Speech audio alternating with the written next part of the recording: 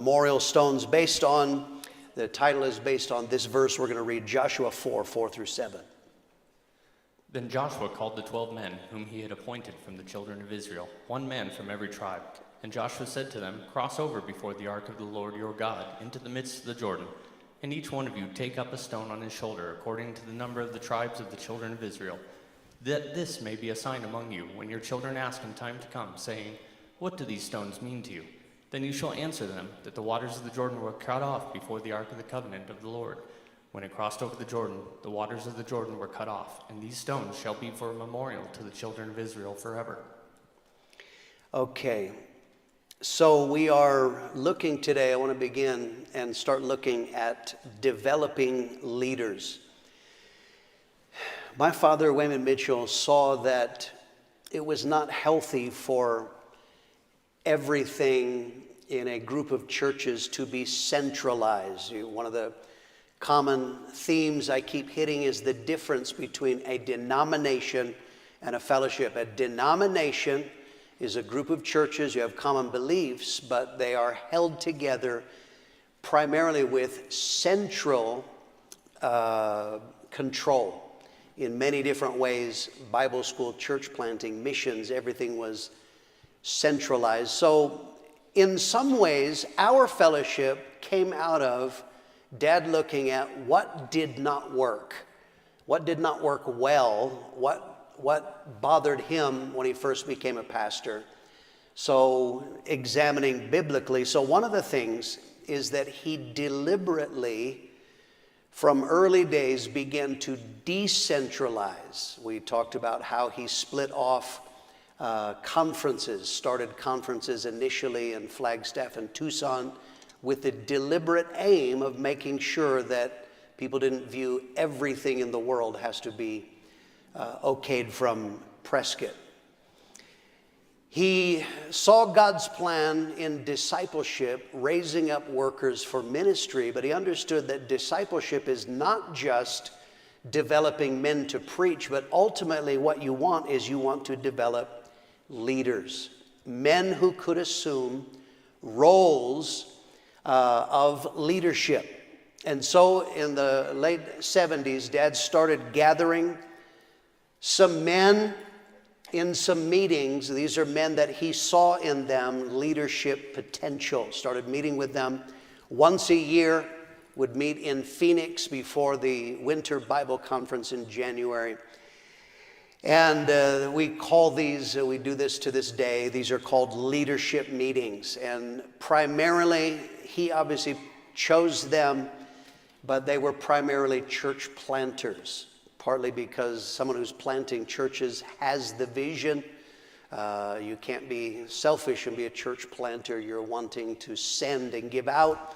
But also, it is church planting that causes men to grow because it will force you to lay hold of God in many, many different ways. So he had leadership meetings. The purpose of the leadership meetings, there were several purposes. Number one, Dad wanted to impart leadership principles into these men. So part of it was Dad would always teach, my father would teach, and he was basically showing these men how he thinks. That is a very important part of leadership and pastoring, is how the man, not only he speaks, but how does he think? How does he look at life? And he was trying to put that into men. But the second major part of leadership was that he wanted these men to wrestle with issues that were causing trouble in the fellowship, whether they were current issues or whether they were things that he could see down the road. That's a part of leadership. You not looking just at today, you're looking ahead. Here's a Bible principle. Revival brings life, and life brings problems. Okay, let's think about Acts chapter 15. The book of Acts is a pattern of revival, the move of God. What started happening is God is pouring out his Spirit. People are getting saved. This is the era of the Holy Spirit. Gentiles started getting saved. Churches started growing in different places. This is a wonderful part of the life of God. But as a part of that life, now you have Jews and Gentiles that are forced together in the church, which is God's plan. But what happened, Acts 15, you started having Jews who said, wait a minute, these people are eating ham sandwiches. They like bacon. They must be from hell. Now, actually, they were talking about circumcision and some other Jewish law principles. So they started saying to these on-fire Gentile, non-Jew converts, you can't really be saved unless you're circumcised and you follow Jewish food patterns. So this created a crisis. This is tension between, if you're a Gentile, you get saved, and you're a man, you're not very excited about the idea of getting circumcised as a mark of salvation. And so this is a conflict. So what happened in Acts 15, they had the Jerusalem Council. We are not congregational, okay? You understand the different types of church governments. How are churches structured? You have eldership, you have board-led, you have congregational, which is everybody voting. How do you think the church should be run? I got an idea. In that form, you get a strong personality, and he drives even if he's not wise. We are a pastor-led church, but we are also led in a larger sense now in our grouping of churches by leaders. Acts 15, the answer for the apostles was, we need to have some leaders meet together. Let's hash this out. Let's wrestle this idea through. Do Gentiles have to follow Jewish law in order to be saved? And they said it's leaders that have to do that. Acts 15, verse 6. Now the apostles and elders came together to consider this matter. Okay, we're going to settle it for all of the churches, but who is going to decide? It needs to be leaders. We're not going to vote. We're not congregational. We're led by men of God, but these men met together to discuss it, and then they came to a decision. No, you do not have to follow the Jewish law in order to be saved. So this is what leadership began. We had life. The churches are growing rapidly. I don't remember what number we were up to last time we met. I told you I'm giving you the numbers as we go along. We're rapidly growing, and so we discovered, just like the book of Acts, life brings trouble. Life brings conflicts. Some of these would be simple, such as we started planting in big cities, multiple churches in the same city. That's great. There's millions of people, plant more than one church. So, but here was a common problem that started arising. You have an existing church. A brother comes and wants to put a church, and he puts a church 2 blocks from the existing church. So now this causes a fight. Now they're fighting for the same buildings. They're outreach in the exact same areas. So now you got guys, they're mad at each other. They're coming to conference, and they want to fist fight. We got some pretty rough dudes saved. So this is a conflict. So this is very simple. We had a leadership meeting. What do we do about that? We discussed the issues, and we came to common. The Bible doesn't say thou shalt be 2 miles from your brother. But leaders met, and they said, it doesn't make sense. If you're going to plant a church in an area where there are existing churches, your church needs to be at least 2 miles away. That's wisdom. That's common sense. Marriage. This is a very simple one in early days. Is now we had multiple churches, so conference. Remember, we have church Bible conference and dating service. There are people, that's how they view conference, is they come together to get a wife, to get a husband. So we started having ladies from one church, men from another church, they get married. And so this was a simple problem, is you'd have a great disciple. He is on the path to preaching, but he met a girl from another church, and that pastor was saying, yeah, come, this great disciple, you need to move here. If you want to marry this girl, move to my church. And so in some cases that would disrupt the program. So again, this is a conflict that's not going to work. So leadership, what do we do about this? We came to conclusions. Very simple. The Bible doesn't say this, thou shalt, but this is common sense in our fellowship. You marry from different churches. Where is the wedding held? In the girl's church. Where do you live after the wedding? The guy's church. That was common sense. And once we established that, then that did. We met about pastoral moral violations. What happens when a pastor sins? What do you do with him? Do we be like the Catholic Church and move them on to another parish? And we said no, and initially there was not clarity on that. We met and said no, pastors, if pastors sin, they're involved in a moral violation, we remove them from ministry for a minimum period of 2 years, a harsher standard than anybody else. So these are things that we began to leadership. So what would happen in leadership is we often, seeing a potential existing or a future conflict, a leader is given a task. Here's the problem. You study it biblically, bring a lesson or a sermon before all of the men, and then we will discuss it. We will hash that out. And so now it would be discussed by leaders who had a larger understanding. They were church planters. And then we would reach a consensus. This is what we're going to do. And so in doing this, I want you to understand, my father was showing trust in men. Okay, he was deliberately widening the decision-making base. My father did not want to be the Pope. Okay, he did not want everything to be Prescott and you had to consult him. So he deliberately involved other men, making them wrestle, getting their wisdom. And so one of the things that happened, leadership expanded the ability to deal with problems. Because now you had leaders in areas, in different parts of Arizona, New Mexico, Colorado, wherever we were planting churches. Now we tend to, if there is a conflict in the church, we follow lines of authority. In other words, you don't go to the top, you talk to that pastor's pastor.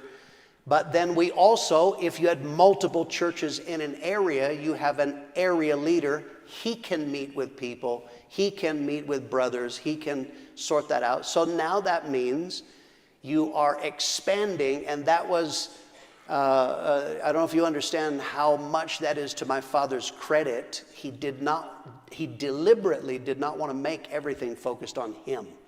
And so this was an early lesson. It had to do with developing leaders. We do this to this day. We meet every January just before the winter Bible conference. Now, of course, it's expanded. We probably have 60 leaders or so, men that meet from, 20 different nations. We gather together. Same thing, imparting leadership, wrestling with issues, dealing with things in areas, and we expand the leadership base. As a church becomes a conference center, they become a leader, and they become part of that decision-making process. Let's look, secondly, this is now a major part of our history, is the call to Australia. We planted the first church in 1978 in Perth, West Australia. I just alluded last lesson. 1979, a change had to be made. We had to send in a new worker, and he took the church in Perth. In November of 1980, my father went to Perth, West Australia to preach a revival and help the church. It was growing. God was doing good things. He went to check up on things, but to be a blessing. While in a hotel, one night in a hotel, God spoke to my father and told him, I want you to go to Perth. Is at this time, God reminded my father he had received various words and prophecies in the past about his ministry. I have a picture. Remember, I'm showing you photos of my dad's Bible. This is one. And you see here a word that he had been given in 1978. Depart, I will send you to the Gentiles. God spoke that to him back then. He didn't know what that would be, but this was something he had also received from other people. My father had a relationship with God. God was preparing him you are supposed to go. Australia had incredible potential. Of course, it still does, but my father looking at Australia, Australia is a melting pot. It is unbelievable. People from other nations. When I last pastored in Australia, I left in 1997, the city of Melbourne, the area of Footscray. At that time, I counted, we had 35 different nationalities. And I'm not talking about I have 1/16 Cherokee blood. I am talking about people direct from other nations, an incredible melting pot of people, of course, who now have access to their home nation. Australia, secondly, had a strong economy, very, very strong economy, and this meant that there would be money to plant churches and there'd be money for world evangelism eventually. The man who was pastoring at that time in Perth, my father saw real potential in him. He hadn't, as far as I know, he had planted a total of one church at that time. That was in Australia. But nonetheless, he was a good preacher, so Dad saw potential in him. And after God spoke to him on that trip, he talked to this man, and they arranged to swap churches. That man would take the church in Prescott. Dad would go and take the church in Perth. And so a number of other words, these are from my father's Bible. The abundance of the sea shall be converted unto thee. The forces of the Gentiles shall come to you. And you'll see here, he wrote Australian thrust. God spoke that November of 1980. It was when God told him to go. He began to speak to him about what God was going to do in Australia. Next text from the Bible, you see here, verse 5, the sons of the alien be your plowmen and your vine dressers.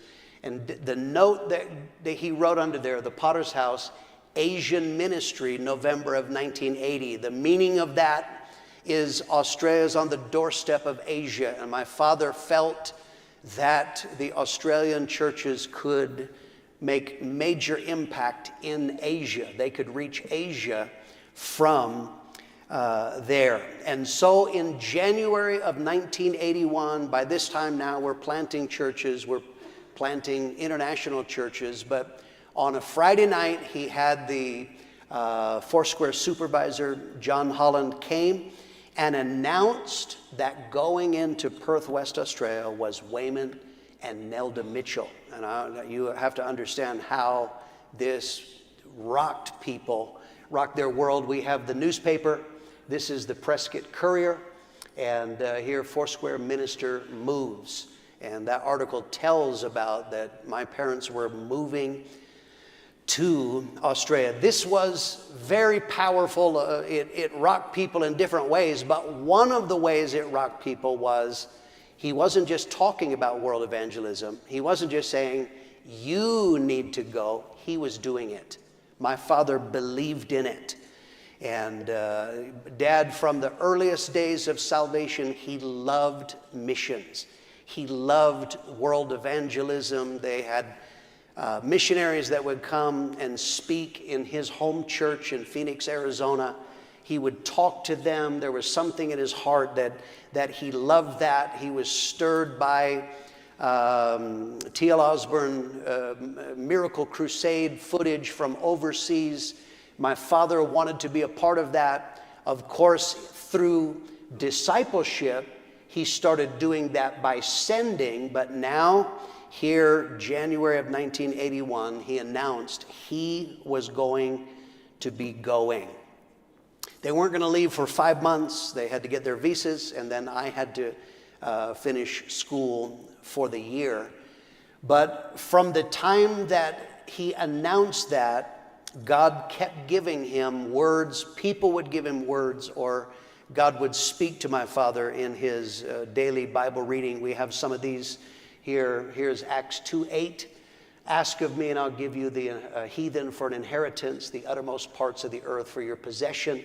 And the note that he writes under that is Australia. God spoke that in March 20, 1981. They announced in January he's not going to leave till June, but God is speaking to him of what he was going to do in Australia. Next picture from his Bible, And this is in the far right. To the isles afar off that have not heard my fame or seen my glory, you shall declare my glory among the Gentiles. And he very much felt that this was speaking about Australia, numbers of islands that Australia would make impact from there. And then one more from his Bible. The next one here, I'm the Lord that teaches you to prophet, that leads you by the way that you should go. This was spoken again, Perth, November of 1980. That was back when God originally told him to go. And the note there, you probably can't read his writing. It says, because I have obeyed God in Australian thrust, fruitfulness of ministry shall be. And he was given this word when he went to a conference in Madrid, Spain, September of 1981. So this was very crucial. Everything changed in my parents' life and ministry. I now have to tell you the personal dimension, of course, because in later times I am a part of the history. So I got to tell you how this played out in my life. My parents actually originally, before it was announced in conference, they told me one afternoon that they were moving to Perth. And they gave me a choice whether you don't have to come. Do you want to come? You can. You don't have to come. Partly my parents knew this. I was saved. I had left my sin. I still had rebellion in there. And so my father was wise. He knew that if he forced me to come, I was a minor. I was 16 years old at that time. I probably would have resented it. And originally my instinct was no way. I only had 4 months of high school left. I had taken extra classes. I had no interest in moving to a new nation, trying to fit in a new culture and finish high school. So I said, I do not want to go. And so my father made a plan, made it possible for me to be able to stay. At that time, as I have mentioned in sermons, from the time I was a little kid, I was 5 years old when we came to Prescott. People started getting saved and they started asking me, are you going to be a preacher like your daddy? And the answer was absolutely not. I did not want to. When I got saved, I really did leave sin, but my plans in life did not involve preaching the gospel. My plans were very self-focused. I loved cars. That's what I loved. That was my future, what I saw for and I blame Jerry Solberg for this, by the way. When I got saved, I had a foolish friend named Jerry Solberg who taught me to drive in a Corvette. So that shows you how foolish he was. But nonetheless, my future was going to be cars. I intended on working on cars and selling cars. And basically, that's all I saw was going to be cars. And that was going to be my life. Now, here's a lesson I want to give you. It has to do with God's involvement in our lives to bring about his will. I've talked about my father, things that happened to my parents to bring them into God's will. I was resistant to the idea of preaching the gospel. As I said, I love cars. I have a picture. My first car was a 1969 Pontiac GTO. This is not the exact model. This is slightly different, but that was my car. It was a 400 small block Hearst 4-speed, hydraulic headlights. And that was my idol, and I loved and worshiped that daily. My parents, why do you have to wash it every day? Because I was worshiping, that's why. So that was my car. I love fast cars. I'm going to work on cars. I went to Phoenix. Louis Polino and I went to Phoenix. We were coming back, and I decided to see how fast would my car go. The speedometer went up to 100. I went past 100, past the brake light. I was around to 0 again when the engine blew up. And so I blew it up. At that time, I didn't have a job, so I had no money to fix this. So at that time, my parents said, we're going to move. I said, no way. But because I had no money to fix the car, I was kind of stuck. He said, why don't you come for a holiday? Why don't you come for a vacation, just have a look at Australia?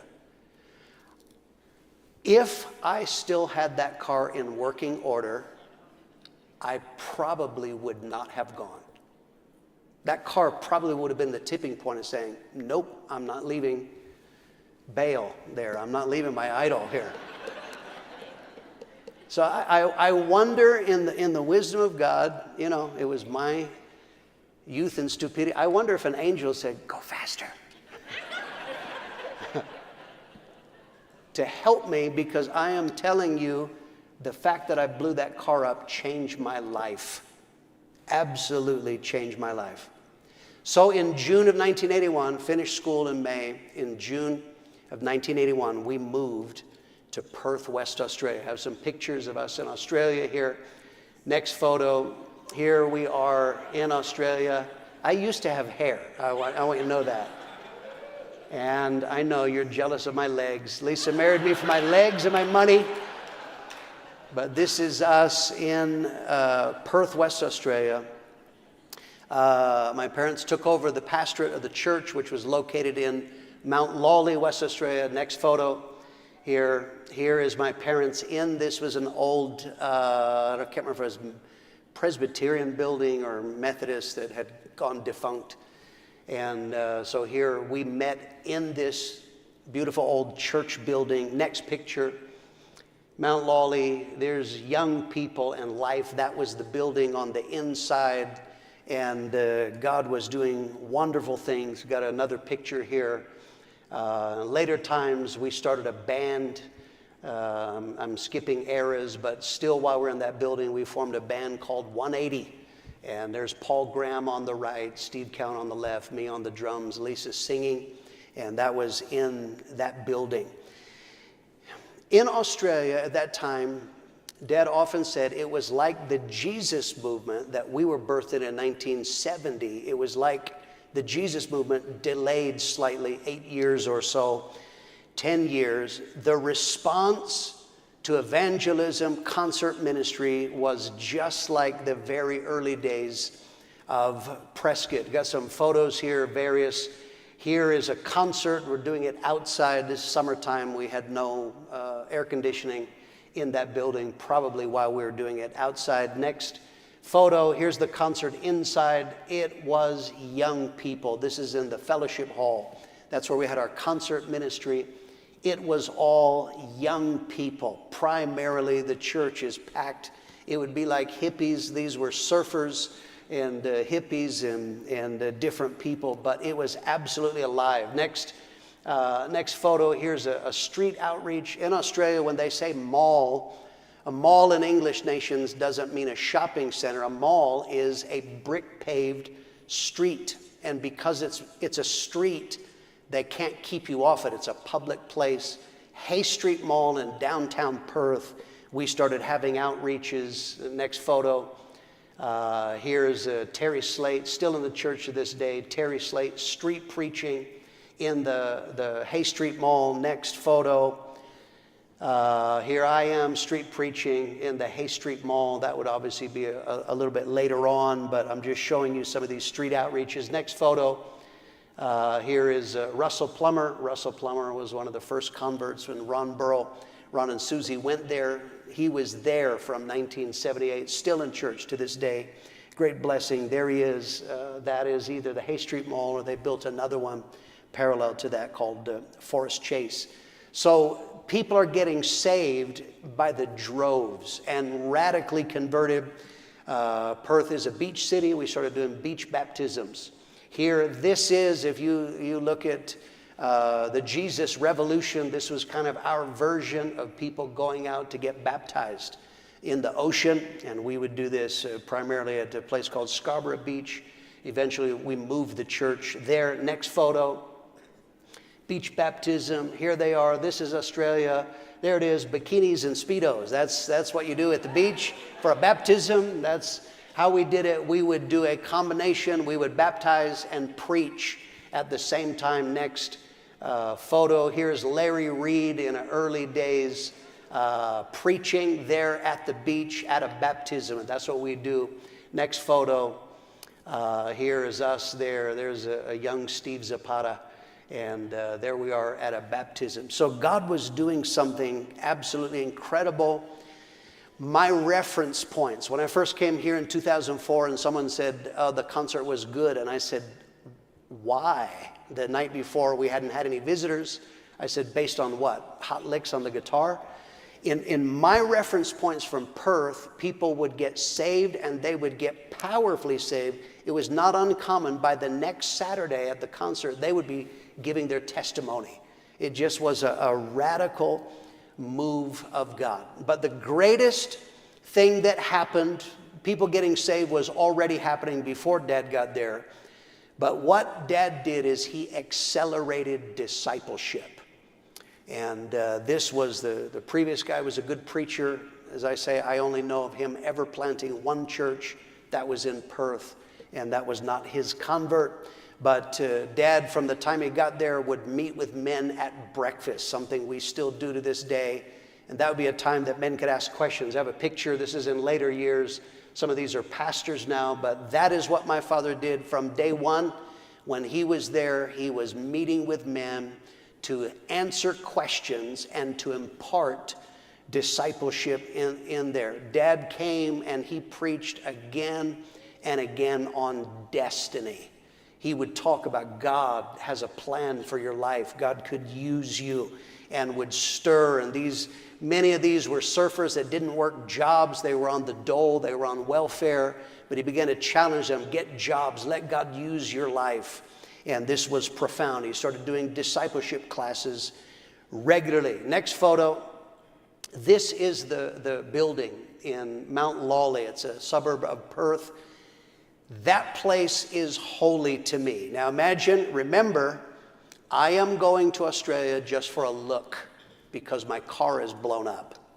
That's why I'm there. I'm going back to America and getting on with my life of cars. In that building, just weeks after we arrived, my dad did a men's discipleship class on how to study and how to put together sermons. That has nothing to do with me because it's not cars. It has nothing to do with me. I'm never going to do that. So I'm there. It's great. I'm, with the guys. But while that place is holy. Every time I go back to Perth, I go back to that building and I worship. And I thank God, because at the back of the building, while he was talking about putting together sermons and preaching, God spoke to me. I'm 16 years old, and God said, that's what I want you to do. And the moment God said that, I said yes. Immediately, everything changed. From that moment, I left. I have never gone back to cars again. I had no interest in it. I began to order my life. For that, we got into the car. I shocked my father. I put my hand on his, and I said, Dad, I want to be just like you. And he knew what a change that was. Everything, I began to study. I began to absolutely aim my life toward the call of God. That meant I had to go back and get a visa, finish up high school, and go back. Dad arranged, as I said, the moment he arrives, he is talking vision, vision, vision. He is now telling these Aussies, why are we here? And he began telling them, he arranged to have what he called a vision luncheon. Fed everybody chicken. We met at the Maylands tennis club. They had a hall you could rent.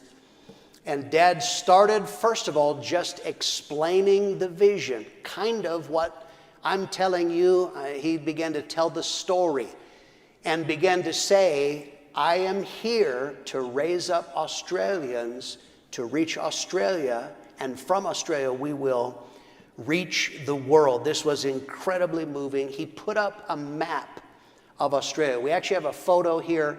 This is very grainy because it's not a photograph. I actually pulled this from a video. I don't have access to the photo. That map, after explaining, here's the map of Australia, and he said, now vision, the people have to buy in. So he said to the people, these are now Aussies, where do you want to see churches planted in Australia? Now you have to imagine from me, I've been there only weeks. I've only been to one airport on the way to Perth. and I've been in Perth. I don't know any of these places, and many of the Aussie names are strange anyway, and to American ears, but they began to talk about these cities. Something started to happen to me as they're talking about cities that I have no idea where they are. God began to do something in me. Could it be that one of the cities on that map of Australia God would have for me? Maybe God would want me to go there. And that is exactly what eventually happened. Lisa and I went to a place called Launceston in the island of Tasmania. Kind of a humorous note, you know, in cultures, you always have between cultures, there are words that are bad in one place, they're not bad in another place. Kind of humorous. We've only been there a few weeks. Where would you like to see a church? One of those words that's not bad to Aussies is the word hell. And so where do you want to see? A lady lifted her hand. She said, we need to plant a church in Kalgoorlie because there's a hell of a lot of miners there. Hell of a lot of sinners there are in Kalgoorlie. Dad was like, okay, all right. And he dutifully made a mark on the map of Kalgoorlie. And sure enough, we did send a church there ultimately to Kalgoorlie. The moment Dad came, 81, he had the first conference in February of 82. He is there to plant churches. He didn't waste time. He had only been there from June to February, 8 months. And we had the very first conference in February of 1982. Got a picture. Here is the stage. It was so packed, people had to sit. That's back the old choir in the Presbyterian church. This is jam-packed. Harold Warner came. He was one of the speakers in the first conference that we did. That's me leaning over, talking during church in the back row, like you're not supposed to do, but I was doing that. But this is here. Next photo is, here is Dad. There's the people behind Dad worshiping, and that is in the first conference. Next photo. Here is a picture of the crowd. Now God is saving people. The church is growing rapidly. He invited numbers of the other Foursquare pastors because we were a part of Foursquare there, and they came. So here's the crowd that is there, and you see Dad there on the front row in his safari suit. That was very Australian at the time. Then the next photo is on the Friday night. This is, I'm pulling this one, old issue of the Trumpet. Is now, Daddy's been there 8 months, and he planted 2 churches. Is the Carvels and the Trotts. The Trotts went to Port Hedland, if I remember right. The Carvels went to either Adelaide or Collie, I don't remember, but one of the two. And so now the die was set. People began to see. Remember, they had never seen a conference. The first church that was planted, they didn't have a conference. They just announced it one service. So now they're seeing the pattern of what you see. 5 days, 5 nights, 4 morning seminar days, and then on Friday night, here is the first of the churches that Dad planted. Next photo. In the next, here are the workers at the end. They laid hands on all of the pastors that were existing. Numbers of those were Foursquare, and then we had a total of 3 that were planted from us. The next conference, here's the next photo. Here's Nigel and Yvonne Davies. Nigel was the best man in my wedding. They were sent to Busselton. And so now the die is set, conferences and planting churches. And so that is the will of God. And so this was something that my father had the ability to impart vision. People wanted, when they heard him preach about vision and what there was something in them, they said, I want to be a part of that. And they saw that Australians could reach Australia, and from that time, church planting began to take off. God was doing a powerful thing, and then we'll come back to Australia later. Final section I want to talk about today, staying the course. This is a profound lesson that we have to learn to this day. As I said, Dad put a man in Prescott because he saw potential in him. He had only planted one church. He had pioneered, did okay. but he was a good preacher, and Dad saw potential. That's my father. He's always looking beyond what you are right now. My father always is looking at what you can be. And so he gave this man the opportunity of a lifetime. This man came and took over the pastorate of the Prescott Church. And of course, because of being the pastor of Prescott, that meant you're going to have influence in our rapidly growing fellowship. By this time, the pattern had been set. It was my father who wrestled through, what is God wanting us to do? What should a church be? But by 1981, the pattern was set. We were no longer, we knew. It is to this day. You see what is the motto, the slogan of our church, of our fellowship. It is evangelism, it is discipleship, church planting, and world evangelism. That is what we are. It was set. So this is a Bible pattern. It has to do with that principle of pattern. Hebrews 8, verse 5. Who served the copy in the shadow of the heavenly things, as Moses was divinely instructed when he was about to make the tabernacle. For he said, see that you make all things according to the pattern shown you on the mountain. Okay, pattern, template, blueprint. Moses, I want you to build a tabernacle. What should it be like? I showed you the pattern. All you have to do is follow the pattern. The man took over this church. All he had to do was just keep doing what you saw, just keep doing what you were taught, just keep doing what has been proven it works. God is now impacting. The church is flourishing. The fellowship is flourishing. We're reaching the world. Just do that. But he didn't do that. He was smarter than Pastor Mitchell. As many men have felt through the years, from the time that he arrived here in Prescott, he started changing things.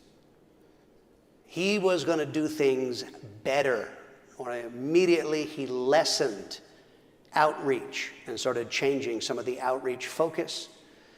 He took over the leadership of Prescott. Another man took over at the exact same time, took over the leadership of the conference church in Flagstaff. Both of these men, they became enamored with the church growth movement. And you have to understand how this is dumb as a box of rocks. In those days, you couldn't even watch a video. You couldn't even go to a website and see.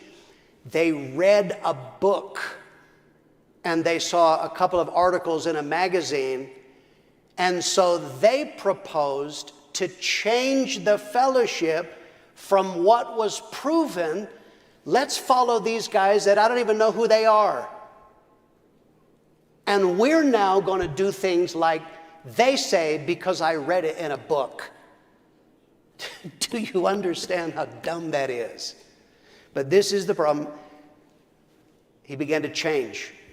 He made some unwise decisions, both in the church and in the fellowship, caused people to lose trust. And so what began to happen, my father began to hear that there were rumblings of trouble in the Prescott church and among pastors in the fellowship, that the end result is ultimately you can have a split, or you can lose the work of God in the church or in the fellowship. So my father had to make a very difficult decision. When he went to Australia, he loved it. That is what he wanted to be from the time he was a new convert. He wanted to be a missionary. And now he is starting to plant churches. He's reaching people that have passports to other nations. He saw himself staying there for life. But now he saw, I am going to have to come back to Prescott. I cannot let the work of God be derailed because what I want, what I would prefer, that's my dad's feeling, was to stay in Australia, but I can't let the work of God be derailed. So he said, I have to come back. And he took the church back over in Prescott. He had only been there about 18 months. And he made that difficult decision, wound up leaving a man in charge in Perth, and my parents returned to Prescott. They told me that they were going back to America, and by that time I said, no, my future is in Australia. We actually have a picture of the farewell. This is the farewell with me with those big curls. And here is me and my mom saying something witty, no doubt. Lisa's behind me, and that is actually at the farewell. By this time, I had a job in Australia. I was doing an apprenticeship. I was involved in ministry. Lisa and I played in bands. And then Lisa and I were now headed for marriage. Here's a picture, next photo, of a young Greg and Lisa. And here we were headed for marriage. We were I met Lisa in church. I first started talking to her on outreach, in prayer meetings. We are going to do the will of God, and we're going to do it together. So when my parents said, we're going back, it was an easy decision. I knew that my future then was tied to Australia. They left, I stayed in Australia. From that time, the vision... Early and get ready for our main service. Our main service begins in about 16 minutes. God bless you.